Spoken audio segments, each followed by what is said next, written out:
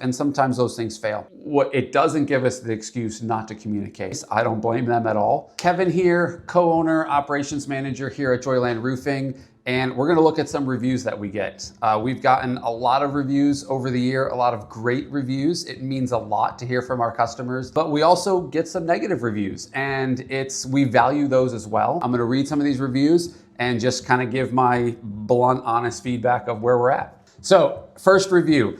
First issue was I got lied to about scheduling, got the runaround for why my appointment was rescheduled. Second issue, guys were sent to my house without first checking to see if I would be there or they had permission to go on my property.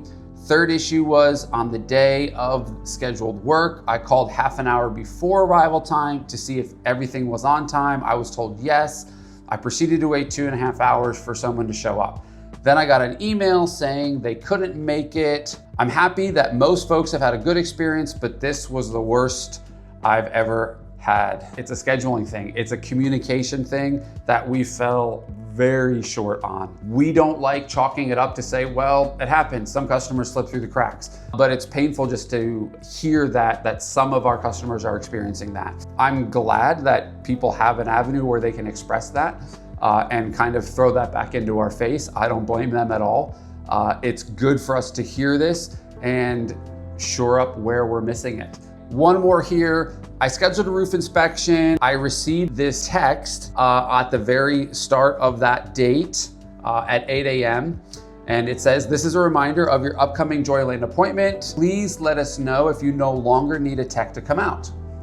I waited until 8:40, and that is when I realized no one was coming. I called the main number and was placed on hold. The woman got back on the phone and told me that the technician was having car troubles and was not going to be able to make my appointment. I understand that these things happen sometimes, but what I can't understand is why nobody reached out to let me know instead of just not showing up. All in all, a very unprofessional and unorganized experience. Kind of a common thread in these reviews. Lack of communication. As humans, we make mistakes sometimes. What it doesn't give us the excuse not to communicate. So in this case, the office reached out to say, hey, we're gonna be here at 8. Let us know if that doesn't work for you so we can reschedule. That was great, but what we didn't know was that the tech was having vehicle trouble. And so there was a breakdown in communication internally of someone raising their hand and saying, hey, I'm having vehicle trouble. I'm gonna be late to my appointments. Can we reach out and let them know?